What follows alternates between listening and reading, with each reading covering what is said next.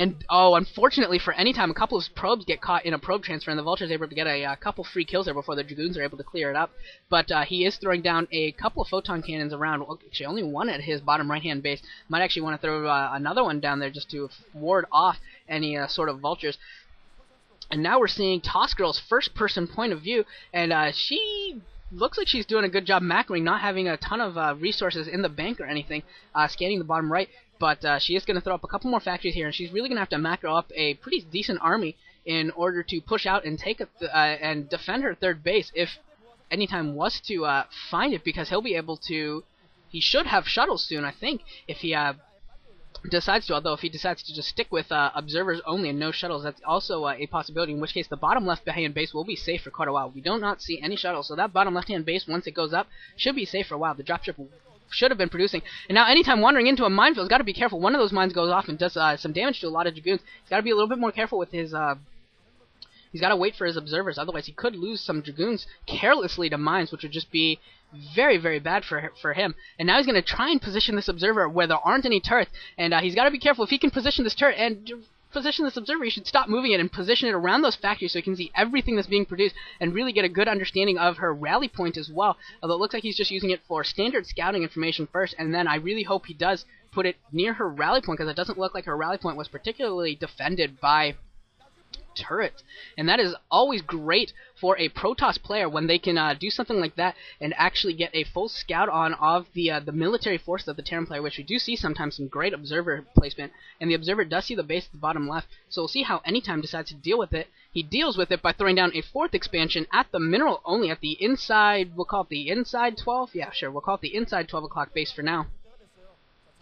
And Stargate going to go up, so this is going to be for fast Arbiters. We're going to see some very, very fast Arbiters. Haven't even seen High Templar yet. He might even be saving gas in order to get more of the Arbiter tech out earlier. So, yeah, we're going to see some very high-tech units from the Protoss player. And there's the dropship produced. I don't know what's in it. I'm going to assume a siege tank and maybe 2 vultures, something along those lines. But 3 cannons are there, along with some Dragoons at the bottom right, and this dropship is not going to be very successful. In fact, this dropship might get caught by some Dragoons. No, I'm sorry, those were just vultures of Tossgirls. Those were not Dragoons that were coming down. I thought that might have been a couple of Dragoons from Anytime, in which case that dropship would have been at risk, but that dropship is on the retreat. Neither player really putting on any real offensives here in the early part of the mid-game. Both players content to just macro up, take some expansions at this point. It looks like Anytime might actually be positioning for an expansion at the top right as well, so he might just try and completely out-economy Tossgirl. Tossgirl does have the third gas up and running. I think both players do have 3 gas at this point, but Tossgirl should have enough factories and enough gas to really produce an army of virtually any composition she wishes. We are seeing a lot of tanks coming out for her, and a few vultures as well. She probably needs to get some more vultures in order to defend against what will be some hopefully be some High Templar and speed lots coming out. And now we're seeing a shuttle produced, dropping off 4 speed lots, or just zealots right now, and it doesn't look like they have speed upgraded. And actually it's just 1 zealot and a Dark Templar, but if that zealot's able to take down that missile turret, the Dark Templar is certainly going to be able to do a lot of damage. Scan going off, able to kill off one of the Dark Templars with this with these vultures. And actually, they may be able to pick off the second DT. They need to be careful. Yes, they do get the second DT, and that Zealot's not going to be able to do anything against these vultures. Tossgirl responding very, very quickly, very, very efficiently with that dropship with the 2 vultures, doing a very, very good job there. But Anytime coming back in with another shuttle. We'll see what's in this shuttle. What sort of unit composition she decided to go for. It looks like it's going to be 2 zealots, and we'll see what else, able to clear away a lot of the mines. It's a 4 zealot drop for Anytime, but vultures are going to be quite good at defending against this. If she can micro her SCVs, she's not microing her SCVs at all, and those zealots are definitely getting a couple of kills. And now we're going to see Anytime continuously pumping units down in here. Going to drop a couple of Dragoons now as well, and he might be able to ferry down a good number of troops, although Tossgirl does have true dropships there, so she'll be able to get more troops there if necessary, and it does look like Anytime realizes this and is going to be backing off, wisely backing off, because there was virtually no way that he was going to win that battle. We do see Anytime now taking the base at the natural, or the 12 o'clock main, my apologies, not the natural, that is the main of the 12 o'clock position. Both the armories for Tossgirl are pumping out upgrades as well, and we know that a Terran army that is max upgrade can be extremely, extremely powerful. She's at 1-0 right now, and once those 2 armories finish, that's going to give her a 2-1 upgrade. And I haven't seen any times, but if he does not have quality upgrades as well, that could put him in a decisive disadvantage against a rather well-upgraded Terran army. She's coming out with 2 dropships towards the 12 o'clock position. She needs to be careful not to lose these dropships to wandering, marauding dragoons. And now the dropships are going to come at risk. One of them actually taking a lot of damage, but luckily enough, it is able to run away, so they are going to survive. As long as she moves them, she's not moving them. Well, I don't know why she's not moving them, but it's lucky. Very, very lucky for her that Anytime did not move, is continuously chase those dropships, and now he does. Now both these dropships are going to go down. Tossgirl, poor play by Tossgirl, absolutely forgetting about them, or playing absolutely poorly there, forgetting about those dropships, losing both of them along with all the units in them, and that is a critical error by Tossgirl, losing a lot of map mobility, losing a lot of harassing ability by losing those 2 dropships and the units, and it was very, very careless by her. She did not need to lose those at all.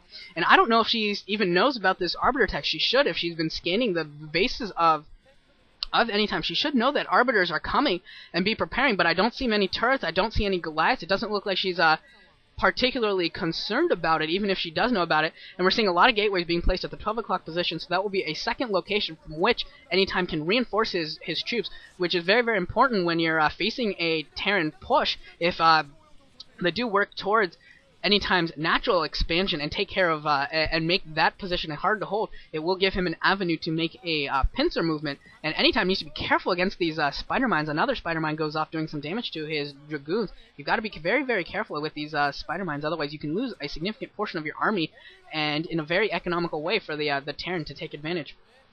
Actually, it looks like Anytime's actually taking the 6 o'clock base as well. Anytime is just taking base after base after base. That's going to be his 6th base. Tossgirl is at 3 bases still. Does not look like she's taking a 4th base yet. Does not even look like she's preparing for a 4th base. Content off of 3.